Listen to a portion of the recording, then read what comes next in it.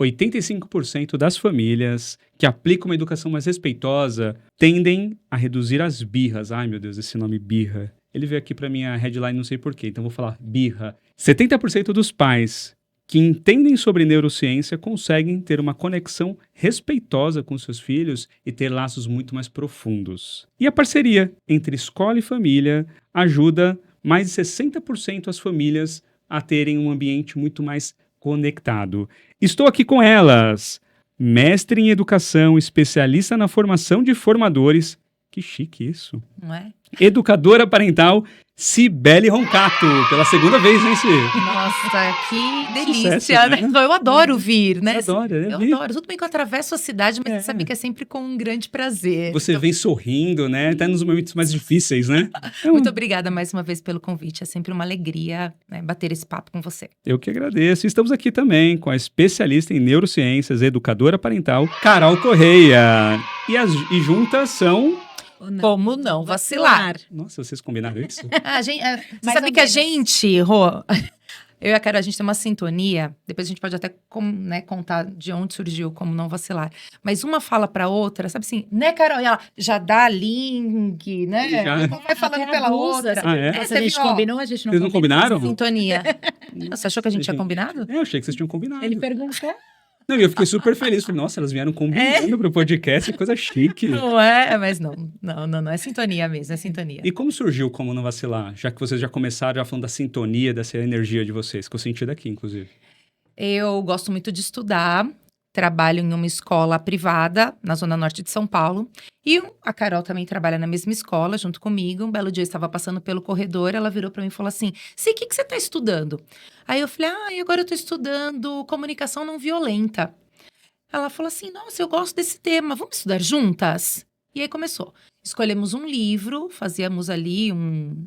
Grupo de estudo, Grupo de né? estudo, podemos dizer, depois de trabalhar horas na escola. Então, era à noite, por volta de umas 11 horas da noite, nós nos reuníamos para discutir capítulos e conceitos que haviam ali no livro, sempre embasado em Marshall Rosenberg, trazendo a comunicação não violenta. Depois que nós acabamos o livro, a Carol virou e falou assim, a gente aprendeu tanto, não dá para ficar só entre nós, vamos para as redes sociais. Aí eu falei, não vou, seremos julgadas, a gente já tem um nome, uma reputação a zelar.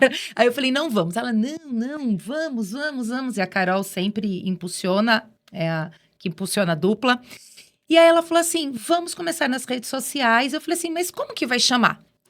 E ficamos lá, tentamos alguns nomes e surgiu Como Não Vacilar, que são as iniciais de comunicação não violenta. Então, aí veio Como Não Vacilar na educação de seus filhos. E assim surgiu. E é muito legal vocês duas, como educadoras parentais, juntas, estudando juntas, trabalhando juntas, né? Levando isso para as famílias. E você, cara, você ia fazer um comentário? Não, eu ia falar que a Si falou o horário que a gente estudava, né?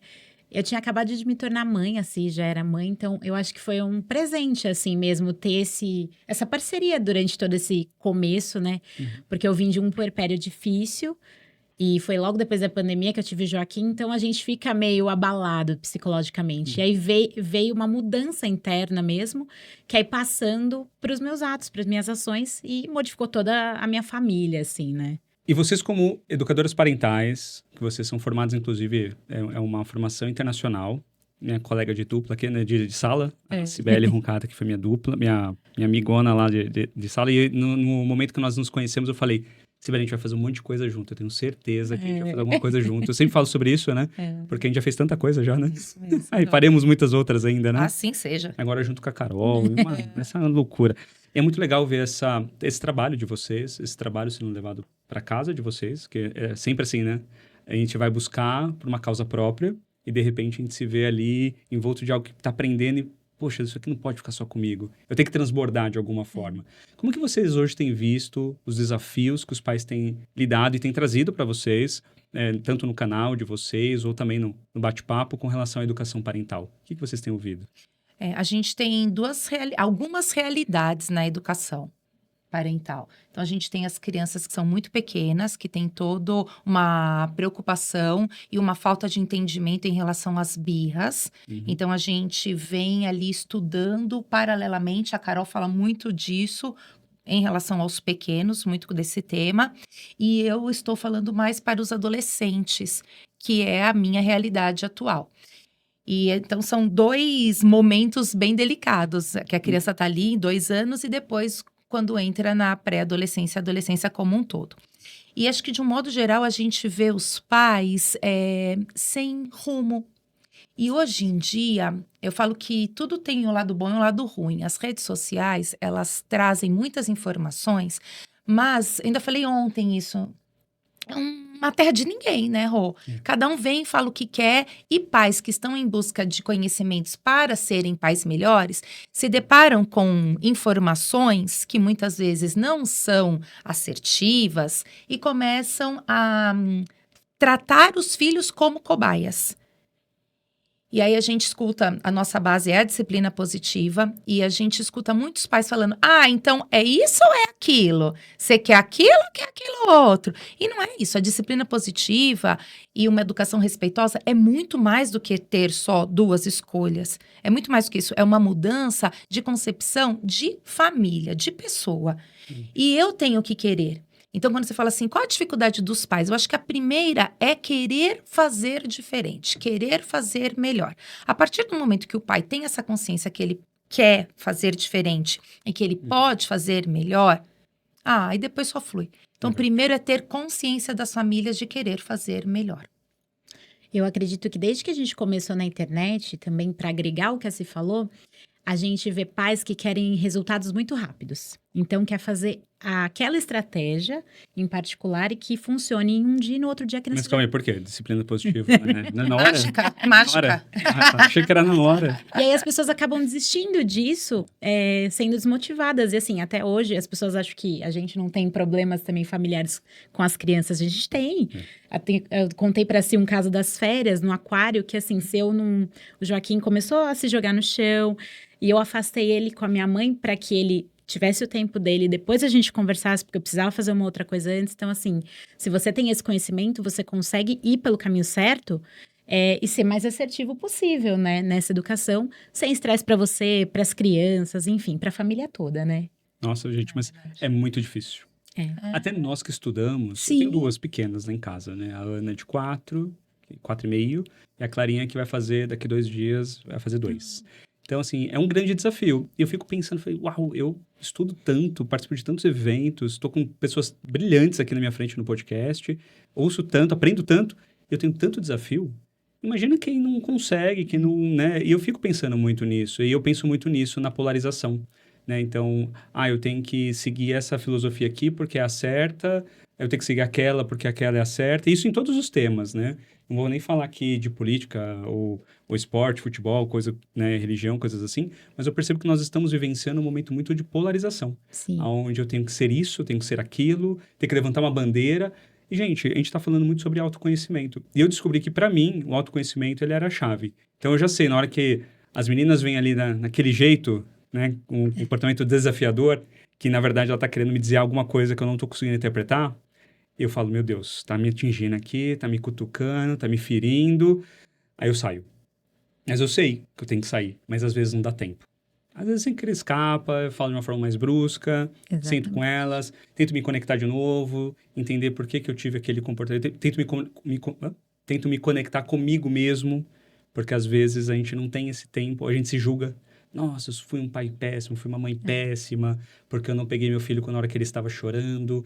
E assim, uma coisa que eu aprendi nessa linha do tempo, foi para mim fundamental, foi quando eu comecei a entender a neurociência. Principalmente o desenvolvimento infantil. Você eu posso falar que você é uma neurocientista? Pode. Então, a Carol como uma neurocientista que está aqui com a gente hoje, eu queria saber o quanto de fato, para as famílias, elas têm benefício quando elas têm esse conhecimento do desenvolvimento infantil ali dentro de casa. Eu acredito muito que, assim, entender o cérebro da criança te traz o benefício de ser uma mãe e um pai, né, ali dentro de casa, mais assertivo mesmo. Hoje eu vi um vídeo e eu pensei até em trazer isso aqui de uma influencer que eu seguia, e ela acabou de ser mãe, é o 3º filho dela, e ela trouxe um vídeo fazendo uma chacota mesmo ao lobo pré-frontal da criança. E isso ridicularizando isso, você tá, como ela tem muitos seguidores, você tá dizendo que aquilo é mentira. Então a pessoa não vai acreditar, não tem importância. E é fundamental você saber que uma criança de 3 anos ainda não tem esse lobo pré-frontal construído ainda, que ele vai se construir com o tempo. Então, eu acho que quanto mais a gente lê, é o que a gente sempre fala, a gente tem que ter bibliografias certas. Então, não é numa internet, às vezes num vídeo de um TikTok que eu vou aprender isso. Então, você tem que ir pela bibliografia certa. Concordo. A gente tem muitos, nos nossos destaques do Instagram, a gente tem lá para os pais lerem também, a gente põe recursos para que os pais saibam mais sobre o assunto, porque é um assunto extenso.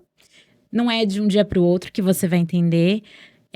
A gente leu O Cérebro da Criança, a gente ficou, 6 meses quase nele, né? Assim, e ainda a gente surgem dúvidas quando acontece. Porque na hora, é o que você falou, na hora que acontece mesmo o comportamento desafiador, poxa, peraí, tá me dizendo alguma coisa... O que uma criança de 3 anos está apta? Porque às vezes eu dou recurso e ela não vai conseguir executar. Aí você tem aquela frase que você precisa falar pra você mesmo. Não é comigo que ela está fazendo isso. Não é contra... Ela não tá contra. Ela tá querendo me acabar atingir. Me atingir. Que acha que é de propósito, né? Isso. Aí fala, ela tá com manha. É porque tá querendo tal coisa. E sim, às vezes ela tá querendo alguma coisa. Mas não é é um comportamento de fato, né? Sim, exatamente. E todo comportamento é uma comunicação. Exato. Isso, então...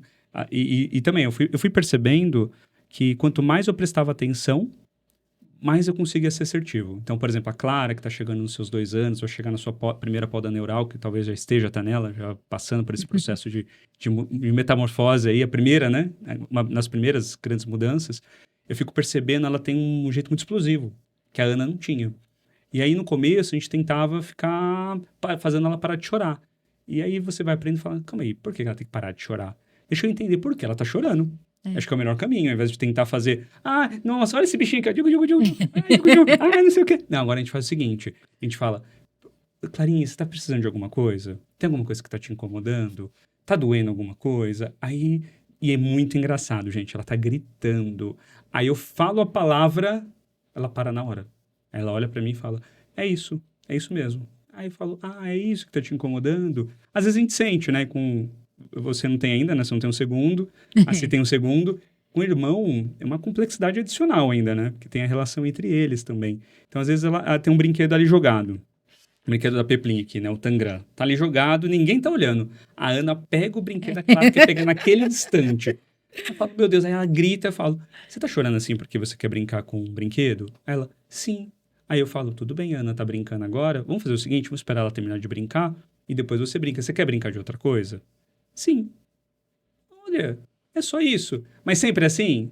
Esse exemplo que você citou, como eu visitei muitos espaços kids durante esses 2 anos do Joaquim, a gente vê sempre a família tentando que a criança que está brincando ceda para outra que está chorando por ela ser menor. Sim. E isso acaba afetando o maior, né? Total. E, assim, pode ser o menor também, independente da faixa etária, mas é ter o momento também da criança. Então, exatamente isso. Se a família não sabe, ela peca ali naquele momento, né? Com aquela criança.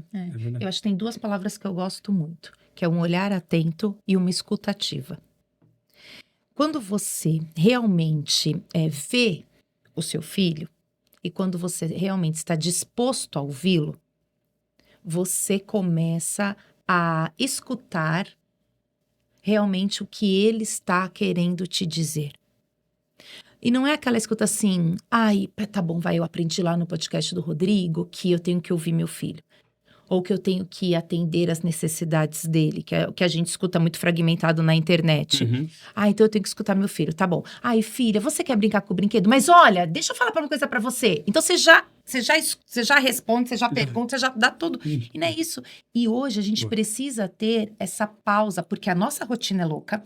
E a gente acaba tratando os nossos filhos assim, eles acabam sendo assim, e o tempo de qualidade vai se perdendo. Então, parar, ouvir, escutar. Como você fez agora. Se quando eu paro para ouvir ou para ver o que antecede um determinado comportamento, eu consigo agir de maneira diferente. É isso que a gente fala para os pais. Observe seu filho. Observar, né? Olha para ele. Mas hoje em dia, o que a gente vê? Ah, mas eu fico tanto tempo com meu filho, ele tá aí e você aqui, ó. No celular. Só no celular. É. Então, você não tá com um olhar atento. Não é uma presença de fato, né? E eu tenho um cara que eu ouço, que é o Murilo Gun. Eu adoro trazer ele pro podcast aqui, porque eu sou muito fã dele. E ele fala muito sobre a presença. Ele fala muito que a presença é amor. Você não consegue ter amor no momento que você não está presente. Você não está ali.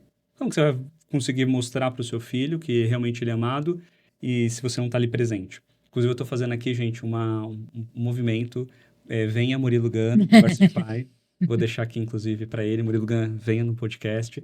Depois eu mando esse corte para ele. Boa. E assim, veio uma pessoa aqui, a Bruna Garrocino. Ela é especialista em telas.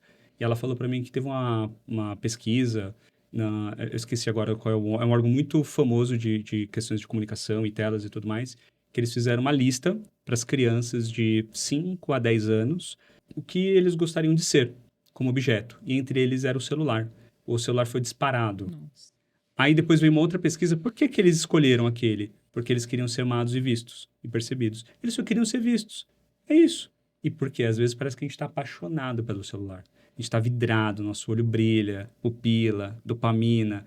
E o nosso filho está ali, né? E eu estou falando às vezes porque o nosso trabalho, né? A gente estava falando aqui um pouco offline, a gente faz muitas coisas, somos multifunções, inclusive na nossa vida do dia a dia. Fora ainda a questão da educação dos filhos, fora a questão do companheiro, companheira. E aí você tem que gerenciar tudo isso e celular. Então, é complexo. De fato, é complexo. E você sabe que as telas, agora tem a lei, né, Rô? A gente está enfrentando, eu trabalho em escolas. Ela acha que a minha realidade, eu trabalho com educação infantil, é muito diferente. Mas a gente vem tendo reuniões frequentes para como nós vamos implementar a lei atual na escola, em que as crianças não podem ter nenhum tipo de contato com o celular. Desafio, né? E a fala é assim: então a criança não vai trazer na escola, porque se ela não pode, então ela não vai trazer. Então a gente precisou chegar num limite extremo de uma proibição, que é algo que a gente acredita que não é assim que educa. Eu acredito muito numa educação em que a orientação.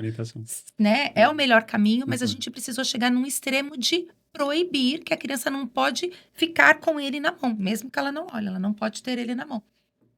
E como que você lida com os adolescentes lá na ponta? Que são... terceiro braço desse daí. Terceiro braço. Nossa Senhora! É uma dependência. E a gente estava conversando sobre isso. Tudo que é dependência, né? Esse hábito que é dependente, você não pode tirar de uma hora para outra. Sim. Como que você vai trabalhar com isso? Porque o proibir vai fazer com que os alunos em escolas façam escondido. Será que é isso que eu quero? E talvez gerem reflexos até emocionais, Sim. né?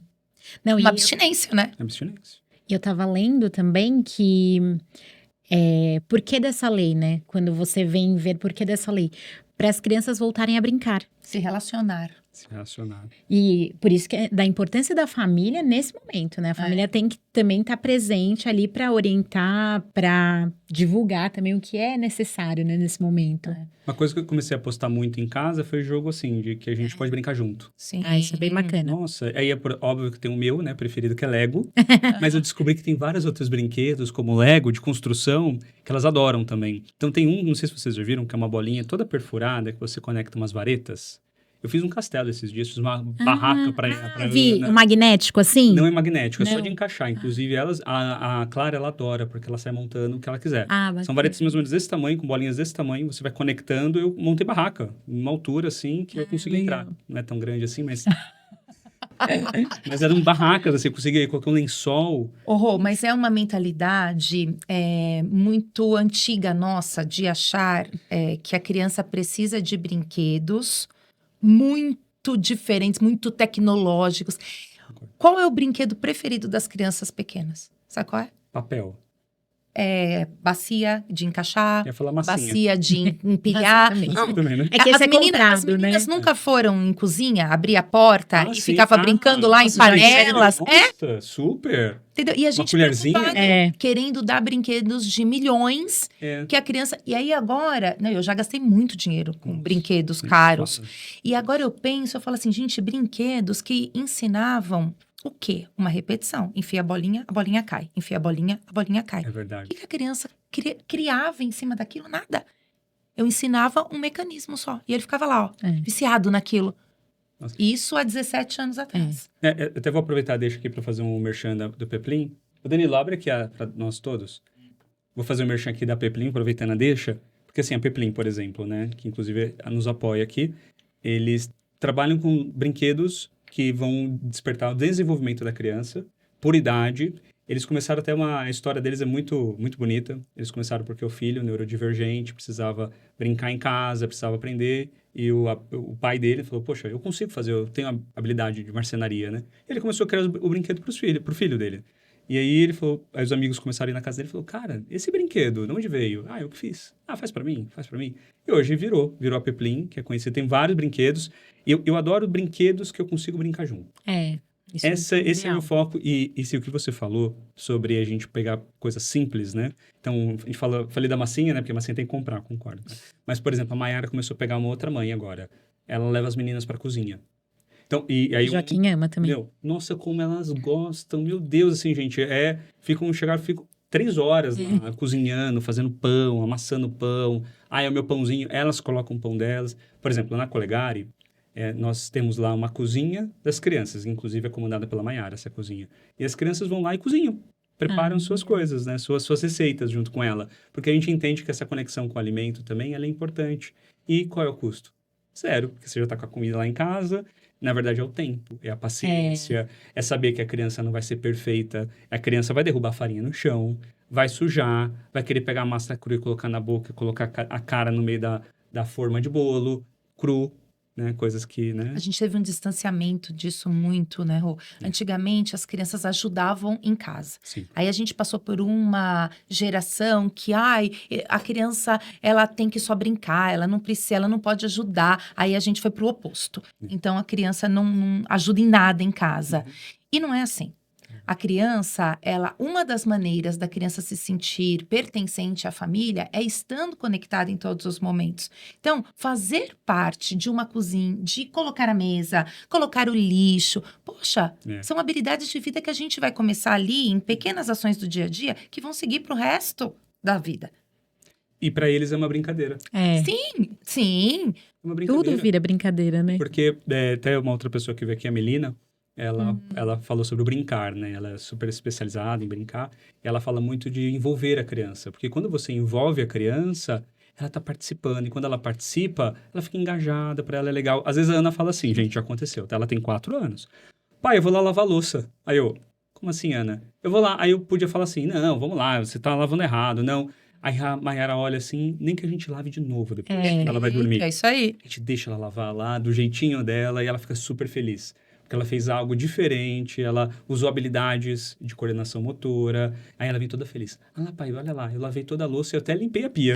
Que bonitinho. Sabe por que isso? Tá vendo? Porque o papai não limpa a pia quando lava. Ela deve ouvir isso. Ela deve ouvir isso, né? Até limpei a pia. E é legal a gente criar essa atmosfera, né? O que vocês hoje comentam, por exemplo, com os pais que vocês trabalham, ou que estão lá nas redes sociais, sobre essa questão de criar ambientes familiares mais leves, mais cooperativos? O que vocês dão de dica para esses pais que vocês hoje conhecem e para os pais que estão em casa assistindo a gente agora? Eu sempre trago, Rô, a importância da criança fazer parte do dia a dia da família.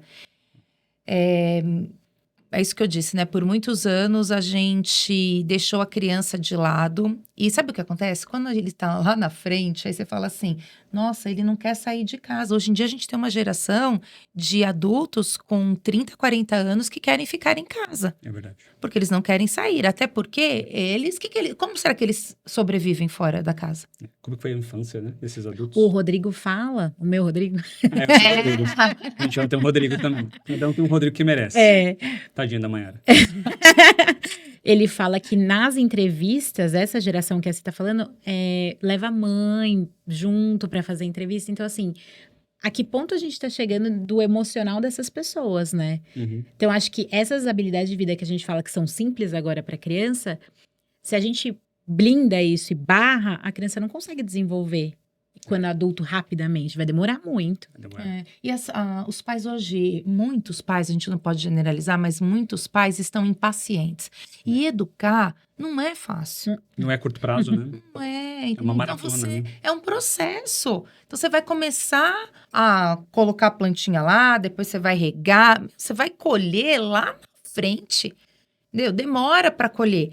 E aí, às vezes, a gente fala, mas é agora que eu tenho que ensinar, que ele tem que arrumar a cama?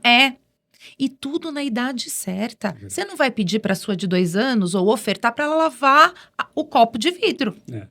Entendeu? Se ela tem capacidade, é lógico, eu vou ensinar, eu vou ter que estar lá do lado. E isso é importante falar também. A criança, ela não aprende por osmose. Ela não vai só aprender olhando você. A primeira vez que ela for fazer, ela precisa de você lá do lado. Sim. Para que você dê a referência, para que você norteie, para que você fale muitas vezes, olha, esse copo aqui ficou com um pouquinho de sabão. Então, vamos fazer assim? Você lava esse daí, a mamãe vai lavando esse daqui de novo, porque parece que tem algum sabão aqui. Já pensou a hora que a gente for tomar? Eu vou fazer borbulha essa hora que eu for falar com você. E aí, de uma maneira lúdica, brincando, a gente vai ensinando o que é certo. Mas eu preciso estar ao lado. E hoje em dia a gente não quer. Então, a gente quer pegar uma receita pronta, uma disciplina positiva, acha que é um pote pirlim-pim-pim que você joga na criança e ela sai educada. E não é assim que acontece. Educar é um processo, educar exige tempo, exige a nossa disposição para estar lá. Algumas amigas nossas falam, eu não quero casar e não quero ter filhos. Eu falo, tudo bem. Mas existe tem uma cobrança da sociedade. Entendi. Não tem, Rô? Assim, mulher, A minha pergunta já foi, por quê? Por que não? Tá vendo? E sabe o que eu falo? Sociedade. Ótimo. Por quê? Se uma pessoa não tem essa predisposição, é melhor que não tenha, Rô.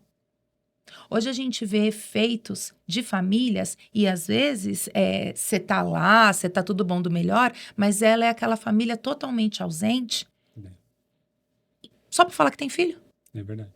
Pra quê? O Beto falou no episódio 37, eu fico tentando lembrar os episódios. O Beto falou no episódio 37 que ele estava falando do índice de crescimento dos órfãos com pais. É isso mesmo. Em casa. É isso mesmo. Eu já li sobre isso. Você já leu sobre isso? Já. Isso está sendo uma tendência que está agora numa crescente, que as pessoas têm filhos, aí não é recorte aqui, tá? Não é recorte é social, as pessoas que estão em áreas de vulnerabilidade. Existem outras questões ali. Mas hoje são em todas as classes, em todas as raças, os filhos estão em casa e os pais não estão ali.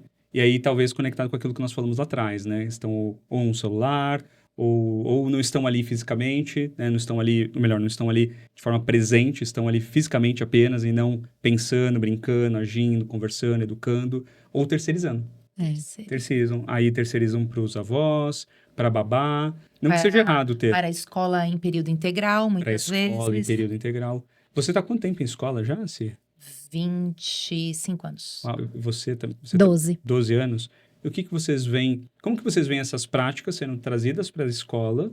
Porque, assim, eu vou falar hoje de um sistema, né? A gente já falou sobre isso, quando a Cia veio aqui, a gente vai falar da escola perfeita, que não existe. Entendemos que não existe, mas existe a ideal para cada um. Exatamente. Que a Fernanda Etchler esteve aqui. Exatamente. No episódio 39... No episódio 39 da School Advisor, nós falamos da escola ideal. Porque cada um tem a sua escola ideal. A gente tem que encontrar a nossa. Mas o que vocês veem desse choque? Disciplina positiva, vocês duas conhecedoras formadas aí por uma grande instituição, chegando lá e olhando e se deparando com todos os desafios das escolas tradicionais. Como é que é esse universo? Antes, deixa eu só falar uma observação e a Cá termina. Sempre quando eu vou receber pais novos na escola, para conhecer, na escola para visitarem, eu falo que a escola ela tem que ter os mesmos princípios que a família. Perfeito. Por isso que ela é ideal. Perfeito. Porque quando eu busco algo que é semelhante, o que eu quero, o que eu faço na minha casa, ela se torna ideal. Fernanda falou sobre isso. É a pura verdade. Bom, eu como professora em 2024, eu fiquei com alunos de 3 e 4 anos. E eu percebo, assim, a necessidade dos pais de uma orientação. Eles precisam dessa orientação, eles querem essa orientação. E depois que eu virei mãe, e também estudando mais sobre esse assunto de parentalidade, eu consigo ser mais assertiva no que eles querem também, no que eles precisam. Porque às vezes uma família, você falou que tem 2 filhas, mas a educação que você deu para uma, você é uma pessoa. E agora você é outra. Primeiro que você já tem uma. E você é outra pessoa. Então, as pessoas não entendem isso. O irmão não fazia isso. Agora, esse aqui faz. Querem essa comparação. E aí, na reunião de pais, eu tento muito me conectar com os pais nessa reunião. Me apresentando, falando quem eu sou. E falando sobre a criança também. Porque, às vezes, eles não entendem. Eu acho que é muito importante trazer... Quem é aquela criança, no caso de 3 anos, que em 2024 eu estava? Quem é essa criança de 3 anos? O que está acontecendo na vida dela? Vai acontecer um choque de muitos sentimentos ali. São emoções à flor da pele. Como que a gente vai lidar com isso? A gente é o adulto da situação. A gente não pode deixar a criança para lá. E aí teve uma situação que uma mãe falava que a criança colocava o tênis na escola, mas em casa ela não queria. Eu perguntei, então me conta, como que você faz lá na sua casa? Aí ela me contou. Faltando 5 minutos, eu já... Vamos. Aquela pressão. Básica. E eu falei, então, mas ele não consegue mesmo em 5 minutos. A gente fica, às vezes, meia hora, 20 minutos ali esperando. Eu vou ajudando na minha, é assim que você faz. Então, é um processo. E a criança fica ali comigo, eles ajudam, eles vão se ajudando no começo. O que consegue já ajuda o que não consegue. Acho incrível isso, inclusive. Eu também acho. E o Joaquim, por exemplo, meu filho não conseguia. Até ano passado, agora ele já consegue o chinelo. Agora, o próximo passo é o tênis e a meia, né? Então, assim, você ter consciência que o seu filho está em construção. Como você também. Em cada fase você vai se modificando. E quando os professores, no caso eu posso falar como professora, assim como gestora, passa essa segurança para a família fala, eu tô tranquila. Eu sei com quem eu tô lidando. Acho que essa é a importância da pessoa que está ali à frente de um grupo de crianças e dessas famílias falar, eu sei o que eu tô fazendo. Podem contar comigo. Vocês podem vir falar comigo o que vocês precisarem que eu vou orientar vocês. Acho que é essa segurança que os pais precisam e essa orientação. Sabe uma coisa que eu venho percebendo também, Rô? Não sei se... Vou falar pela minha realidade. Muito mais envolvimento dos pais.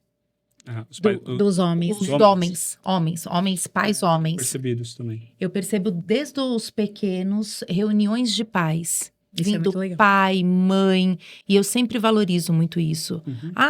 Se você viu que legal ele veio. Eu falei, não, ele fez mais que obrigação. Filha dele também, gente. Para com isso. Né? E a mulher tem muito essa carga de achar que ela é responsável pela educação apenas da criança. Mas hoje eu vejo um movimento diferente, pelo menos na minha realidade. Os pais muito mais envolvidos na educação dos filhos e querendo saber mais. Querendo saber mais. Porque cuidar e amar é coisa de homem também. Sim. Não Minha é? camiseta. Aí caiu camiseta como uma luva essa, hein? Exatamente. Inclusive, eu quero agradecer a Âmaga. Obrigado, Paulo, o time da Âmaga, pelas camisetas. Eles vestem um podcaster.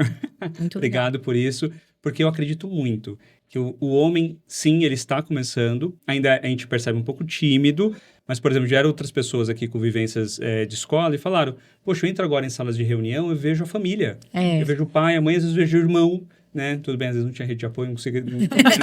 Tá bom, mas tava lá, é a família, daqui a pouco vai levar até o cachorro. Mas, assim, o importante é que entendam que não existe o ajudar.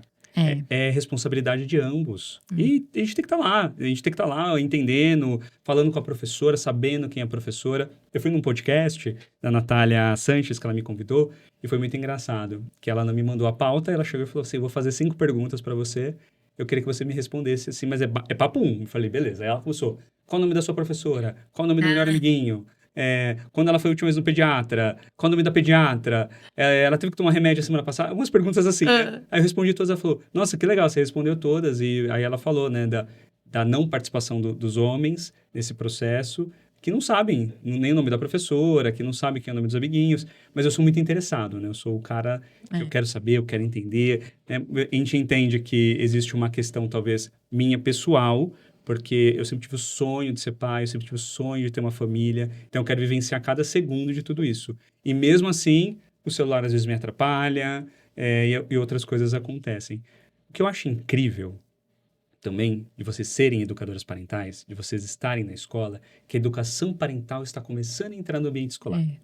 Por exemplo, lá na Colegare nós temos 6 educadores parentais hoje. Então, já é uma galera, né? Sim. Então, assim, e a gente até brinca e fala que é o maior número de educadores parentais por metro quadrado do ABC, quase. Porque, a gente tá todo mundo junto ali, né?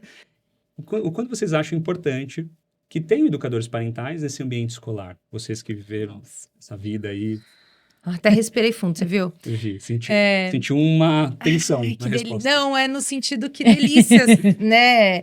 Trabalhar em um ambiente assim. Nós que somos professores, nós também somos frutos de uma educação muito autoritária. E a gente muitas vezes acaba reproduzindo padrões na sala de aula. E quando a gente tem essa consciência que a educação parental nos dá em relação à maneira de lidar com a criança, que ele não vai fazer o que ele quer, mas existem maneiras diferentes de eu orientar essa criança, de eu acolher as necessidades dele. E eu não tenho, na minha realidade, acho que deveriam ter mais, então é um privilégio da Colegare e principalmente das famílias e das crianças que estão lá, Eu concordo. porque faz uma diferença gigantesca. Mas o que eu acredito também, Rô, que a gente pode contaminar. Então, a partir do momento que eu tenho uma postura diferente e o outro me observa, opa, a princípio tem aquela resistência, né? Não, nossa, a criança aqui tá fazendo o que quer. Nem gritou com ela para chamar atenção. Num segundo momento, veio que a postura da criança se torna outra. Eu, como gestora, por exemplo, os alunos chegam e falam assim, eu preciso conversar com a Procibele. Poxa, eu sou coordenadora, era para ter aquela... Antigamente, jamais eu quero chegar perto da sala da coordenação, não é? E hoje eles falam, eu tenho um problema. Às vezes eles falam, os mais velhos, do primeiro ano, 6 anos, eu posso conversar com a Procibele? Porque hoje aconteceu uma coisa no intervalo, eu queria falar para ela. Por quê? Esses momentos são de mediação de conflitos que muitas vezes a educação parental nos ensina para que você possa fazer entre os seus 2 filhos. Sim. É aquele momento de escuta. Que é aquele momento que você tá, Rô, com milhões de papéis para resolver. E aí eu sempre... Sabendo disso aí. Sabe, né? Agora você já sabe. Já sei o que você falou aí. E eles chegam na minha sala e eu falo, eu posso falar com você? Eu falo, claro, mas espera só um pouquinho. Deixa eu tirar isso daqui, porque eu quero te ouvir. Pode falar.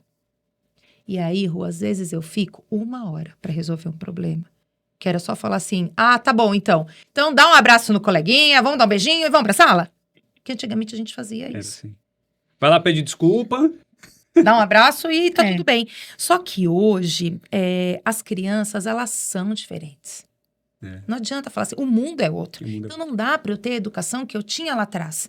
E isso a gente vem falando para as professoras. E esse é um dos nossos grandes projetos também. De levar a educação parental para outras escolas. Que não tenham educadores parentais, mas que esses que existem possam proliferar em outros ambientes. Então, fazer formações continuadas em escolas, com educadores parentais, para que a gente possa aí conscientizar os professores e os pais. Que também é né, não adianta, o professor é super respeitoso e o pai é super autoritário, ou vice-versa. A criança fala, meu Deus, nossa, Deus. Eu tô confusa, o que tá acontecendo por aqui? Meu Deus. Então, a gente vem, como não vacilar, trazendo um projeto, né, a curto prazo, para entrar nas escolas, não só na nossa, mas em outras escolas, para plantar essa semente de uma educação respeitosa, de ter uma escuta, um olhar, mas também com muita firmeza. Ele não vai fazer o que ele quer, mas ele vai fazer o que é propício para aquele momento. É um desafio, né, gente? Mas é possível fazer mudança. E quem tá em casa agora, às vezes fala assim, nossa, mas sei lá, meu filho tem 17 anos, ou meu filho tá com 12, que 12 anos é uma idade bem crítica. Meu filho tá com 12 anos, o que eu faço? Dá tempo de fazer diferente agora? Dá, Rô. Dá sempre, né? Dá. Até quando for adulto, gente. Rô, era daquelas mães, o meu filho hoje de 17, eu reconstruí uma relação com ele.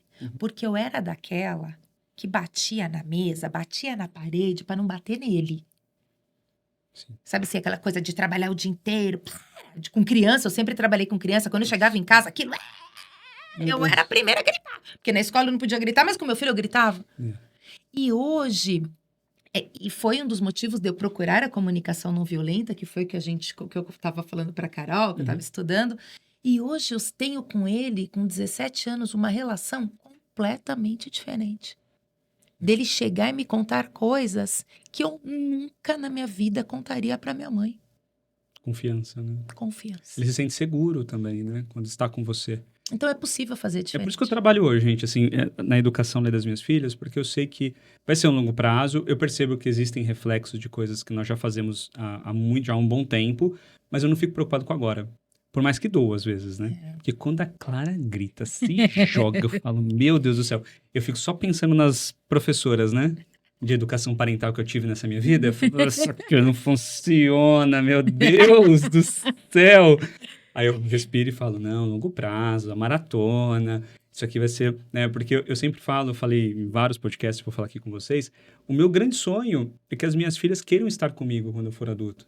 Por quê? Elas vão se sentir seguras, elas vão saber que tem um colo. Porque o colo hoje, quando elas vêm pedir o colo para mim, eu sempre falo, sempre vai ter colo para vocês. Eu falo sempre vocês, porque eu sempre quero mostrar para elas que elas sempre estarão aqui, comigo. Porque esse colo hoje é um colo.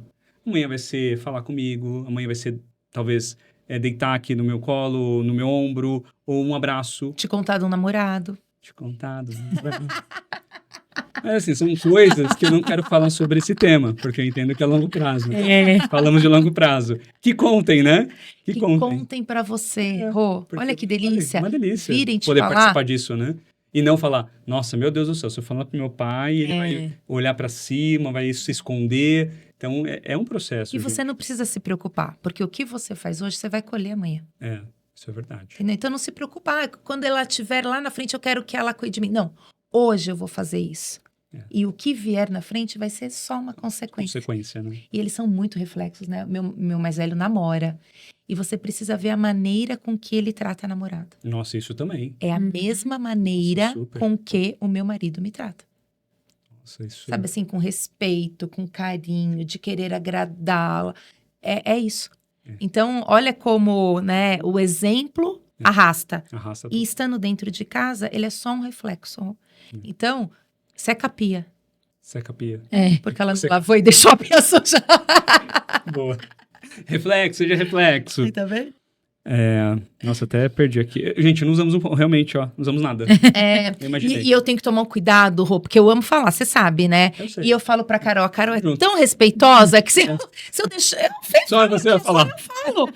Então eu falo, Carol, pode falar, tá? Agora eu vou ficar quieta, cá. Carol, eu acho que agora é a sua vez. Agora. Eu falo de educação de filhos, não é delícia? Não é delícia você falar sobre educação de filhos? Uma delícia. Então eu preciso me segurar. Não. Gente, a Sibeli A gente gosta de falar completa. mesmo. Quem vem no podcast gosta de falar, né, gente? Não é? É isso. Quando eu falo que eu tenho um podcast, eu falo, claro que você tem um podcast. Você não para de perguntar. Super curioso. E fala que mais que não sei o quê. Então, a Mayara fala, né, pra mim. Fala, mas por que você é tão curioso, assim? Aí eu percebo a Clara. A Clara é muito exploradora. Aí tem hora que você fala... Aí eu fico pensando, né? Ou eu falo, às vezes. Não, Clara, não mexe aí. Eu falo assim, por que ela não pode mexer ali? Deixa ela explorar. Deixa eu ver o que ela vai fazer. Deixa eu ver onde ela vai. Eu sigo ela, eu vou seguindo ela. Eu adoro seguir ela, gente. Adoro seguir.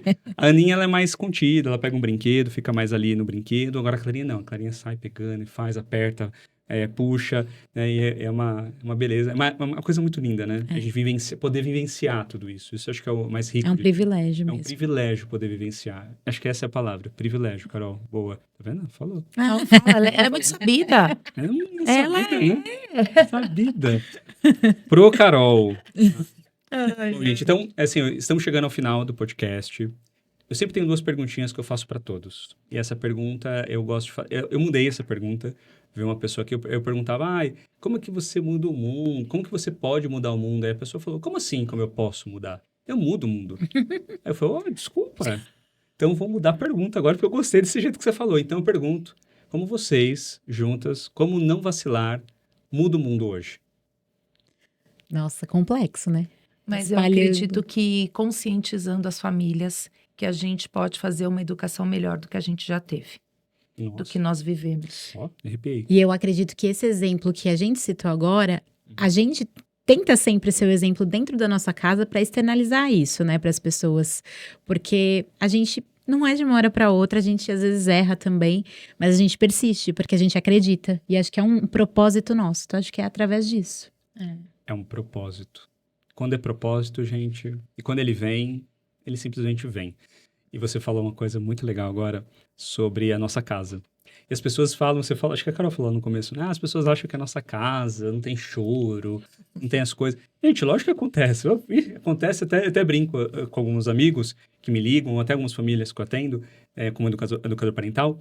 É muito fácil para nós falarmos com o outro. ai, eu estou com esse problema, né? Poxa, eu estou com esse desafio. Ai, poxa, vamos tentar esses caminhos. Como que você tá? Eu sempre tento fazer uma jornada de autoconhecimento, uma autoescuta para a pessoa se sentir ali naquele processo, quando aquele comportamento desafiador aparece. Aí eu percebo, tava conversando, agora quando chega em casa, cara, por que é tão difícil? Esse dia, tive uma cena em casa de banho, né? De não querer tomar banho. Desculpa, não é banho. Tive uma cena em casa de a Clarinha não queria se trocar. Ela não queria se trocar. E assim, eu saí ali realmente do meu modo normal, né? Do meu modo Rodrigo normal ali. Eu fiquei realmente... Porque tinha horário, coisas de pressão do dia a dia, né? Aí eu fiquei pensando, na hora que passou, foi muito engraçado, porque na semana anterior tinha acontecido um caso parecido, não era exatamente este caso de roupa, mas com uma pessoa que eu conheço, que me pediu ajuda, e eu consegui guiar, a pessoa me ligou depois me agradecendo. Eu falei, cara, eu consegui ajudar a pessoa, eu não consegui fazer, porque são as nossas feridas. É isso mesmo. As nossas feridas ferem os nossos filhos, e a gente fere sem saber e sem perceber. E quando a gente conhece, quando a gente mergulha nesse universo de autoconhecimento, autodesenvolvimento, a gente fala, eu tô entendendo porque o choro dela desse jeito, por causa disso... Me afeta. Porque quando ela não me ouve, gente, me afeta. Sabe por quê? Porque eu não era ouvido. E quando eu não sou ouvido, me dói. Então, por isso que eu tenho um podcast, pra ser ouvido. Tô curando minhas feridas de outras formas. Curei. E eu quero fazer uma pergunta pra vocês, que é a pergunta que nos deixa com o coração quentinho, porque a gente sempre pensa da nossa trajetória e de onde nós chegamos. E por que estamos aqui hoje falando sobre o que falamos? Porque, de novo, é causa própria. A gente busca a educação parental por causa própria, sempre, né? E a gente vai descobrindo que a gente pode ir ajudando. Sim, primeiro você. O que é família para você? É meu alicerce. Tanto a família que eu vim e a família que eu construí. Nossa, que lindo. Que veio, trouxe valores e tudo aquilo. Princípios. Hoje eu tenho muito forte. Minha mãe é falecida, faz 12 anos, mas minha mãe era aquela mãezona que esquentava meu pé com secador com 30 anos de idade, né? Pra eu dormir com o pé quente. Mas eu tenho um pai hoje com 81 anos que é super parceiro, presente e que também foi se modificando como pai, mesmo depois, né? Neuroplasticidade, gente. Pode mudar a qualquer momento. Qualquer momento. E eu tenho uma irmã mais velha, então a minha relação com irmã é... eu não tenho palavras para dizer o que é a minha irmã na minha vida, assim, eu falo até embargo. E a família que eu construí, meu marido é parceiraço, nós estamos juntos 22 anos de casado, namoramos 4 anos. Temos, a gente acredita muito que o que faz a nossa relação ser a longo prazo é que a gente tem muitos sonhos em comuns. Eu tenho o meu, ele tem o dele, mas a gente tem alguns sonhos em comuns. E isso faz com que a gente se fortaleça para que eles se tornem reais. E eu tenho 2 joias na minha casa, meus filhos. Nossa, o meu mais velho, o Enzo, um menino encantador com 17 anos, prestes a fazer 18 agora. E é uma joia. Passei por uma adolescência maravilhosa ao lado dele. Um garoto centrado, maravilhoso. E eu tenho a Alicia, de 12, que é uma cibelinha, como todo mundo a chama. Ela é fisicamente parecida comigo e o meu jeito, aquela menina que vai resolver as coisas, ela não espera acontecer. É aquela menina que vai mudar o mundo. E sempre quando eu falo muito deles, e hoje tudo que eu faço é por eles. Eu quero ser uma pessoa melhor por conta deles. É lógico que, né, tem o meu lado, mas hoje eu quero ser melhor por eles. Eu quero que eles tenham orgulho de mim, eu quero ser uma mãe melhor, eu quero deixar um mundo melhor para os meus filhos, porque eu vou e eles vão ficar aí, né, um mundo melhor para os meus netos, não agora, tá? Isolando, né, porque meu filho namora, então agora meu telhado tá bem de vidro. Mas é isso. Então acho que se a gente falar de família, eu ficaria aqui eternamente falando sobre. Os filhos que nós deixamos pro mundo, né? É isso. Legal, lindo. E você, Carol? Eu vou usar esse aqui como exemplo. Ó, Peplim. Peplim, ainda. Adorando. Peplim é nosso parceiro também, então. Parceiro também, é verdade. Tá junto lá, é verdade, boa. Eu acho que, como se falou, alicerce cabe muito bem, né, pra família. E eu acho que é a minha base, só que circular, nessa circunferência. Igual tá aqui. Às vezes a gente tá aqui, né, a família. Às vezes uns estão aqui. Mas a gente sempre tem um objetivo ali, né? E sempre de mãos dadas. Eu também embargo, né? Porque eu falo da minha mãe.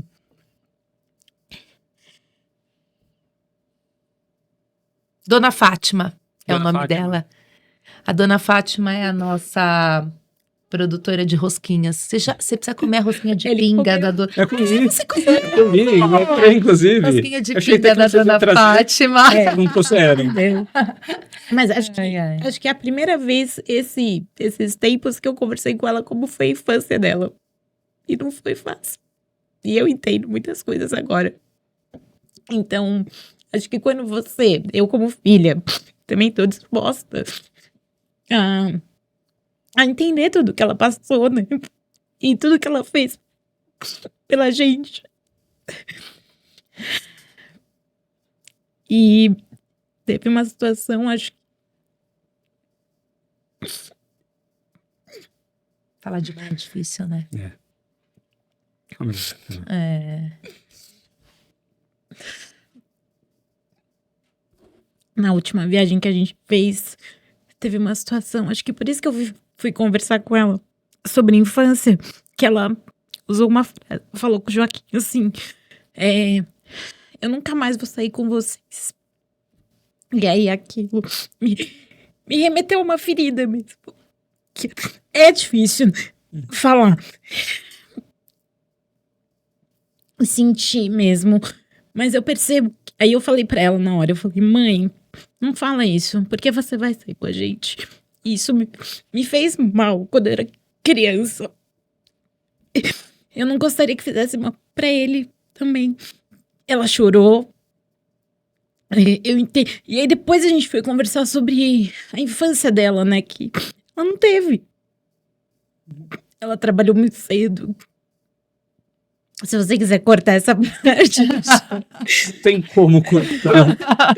Mas é porque quando você entende da onde você... E nem por isso, acho que mesmo ela não tendo infância, ela nunca deixou de me apoiar. Então, o curso que eu fiz foi a minha mãe que me deu. Então, coisas que eu tenho hoje, ela que me ajuda. E ela nunca negou nada. Então, acho que quando você entende esse lugar também da sua família, você agradece. Porque ela tá do meu lado, me apoiando. E no final, a gente volta a ser isso, né? Que acho que é o... De mãos dadas, a gente vai conseguir. A gente é parceiro. Acho que é isso. Ah, meu Deus. E tá muito latente. Quando foi isso? Agora, né, Cá? Foi.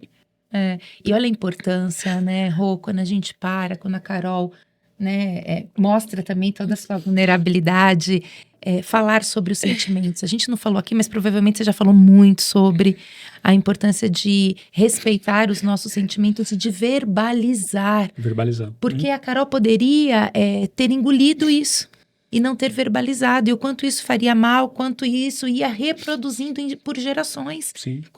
Quanto isso poderia impactar o Joaquim. E como é bom a gente falar, a gente ter conversas corajosas. Que isso não é ser desrespeitoso. Ah, mas eu vou falar isso com a minha mãe, ela já tá velha, nem vai adiantar. Mas não é isso. A gente tá aqui no mundo para ser uma pessoa melhor a cada dia. Poxa, né? Olha que oportunidade a gente tem no dia a dia para fazer a diferença. E quando a gente conversa com os nossos pais sobre as vivências que nós tivemos e os impactos que a gente colhe ao longo da vida, isso faz com que isso melhore. Então, que bom, Cá, né? Que você teve essa oportunidade de falar com a sua mãe. É verdade. E que muitos que estejam em casa, que vivam momentos ou situações como essa, sejam corajosos de falar. Você não vai estar desrespeitando a sua mãe. Você não vai estar perdendo tempo porque ela é velha, não tem mais o que fazer aqui. Não, vai estar dando uma oportunidade para sua mãe ser uma pessoa diferente. Você se tornar ainda mais forte. E o Joaquim, então, nem se fala, se tornar um cara incrível lá no futuro. É isso. Não, e a riqueza de nós, quando nós aprendemos, né, e saber que a infância da outra pessoa que está lá do outro lado trouxe ele até aqui, né? Foi a estrada que foi construída, Sim. pavimentada para trazer os nossos pais ou nós até aqui. E quando a gente tem essa sensibilidade de entender de como foi esse passado, porque às vezes a gente não tem esse tempo, como a Cibele falou, né? A gente não para falar com nossos pais sobre esse tema.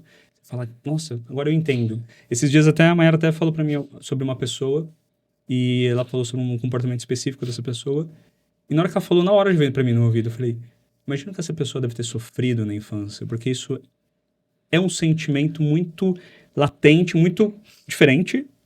Com certeza, isso deve ter acontecido alguma coisa com essa pessoa na infância. Quando a gente para pensar assim, a gente usa a nossa empatia, que não é a empatia de se colocar no lugar do outro, porque eu não consigo agora sentir o que você está sentindo. Mas eu consigo, com a minha história, com a minha vivência, com as minhas experiências, falar, puxa, olha o que ela está falando. Vocês deram um insight incrível pra mim aqui. E aí, Rô, você pensa e você fala assim, a gente escuta muito, mas eu não morri por conta disso. Mas olha tudo que a gente carrega. Tinha uma pergunta dessa pra fazer aqui sobre esse tema, mas eu não vou fazer porque, né? Ó. A gente já estourou o tempo. Nossa, que pena. Eu adorei estar aqui com vocês. Obrigado. Obrigada. Obrigado por você ter colocado seu coração aqui. Fico honrado por isso, pela sua, seja vulnerabilidade, sentimento. Obrigado mesmo. Imagina. E aqui você está num ambiente seguro, um ambiente de confiança. Por mais que a gente se conheça há pouco tempo, eu tenho uma conexão muito grande como eu tive por ela, eu tive por você também. Obrigado mesmo. E você, né? Parceirona, né? Tamo junto, né? Sempre, Rô. E muitas outras aí pela frente. Daí. Como as pessoas acham vocês e como não vacilar nas redes sociais? Isso, nós estamos no Instagram, @como não vacilar. E a gente tem o nosso podcast também, Não Pode Vacilar, que vocês vão encontrar no YouTube e também no Spotify. Isso? Isso Carol, mesmo. que é a nossa Carol tá querendo fazer influencer. um trabalho de influencer. Agora não dá, né? Agora não dá, né? Entendi. Não posso abandonar minha Não pode. parceira. Por favor. Então, posso nos acompanhem nas redes sociais. Nós estamos sempre lá trazendo estratégias, compartilhando estudos, leituras, para que você não vacile na educação dos seus filhos. Como não vacilar na educação dos filhos. Exatamente. Isso aí. Nossa, eu adorei. Vocês falam Nesse final. Estamos aqui finalizando mais um episódio do Conversa de Pai. Obrigado você que ficou aí até agora, assistiu, viu a nossa emoção, né, Carol? Ó, nos Foi no emocionamos. final pra pessoa ficar até o final. Vou fazer inclusive um corte sobre isso. Fique até o final, fortes emoções. Obrigado, nos siga no YouTube, no Spotify. Estamos crescendo a nossa comunidade por lá. Continue apostando, colocando lá no coraçãozinho pra gente chegar em mais casas, em mais corações. Porque esse é o nosso intuito, estar aqui para transformar vocês aí na casa de vocês. Obrigado, valeu, tchau, tchau.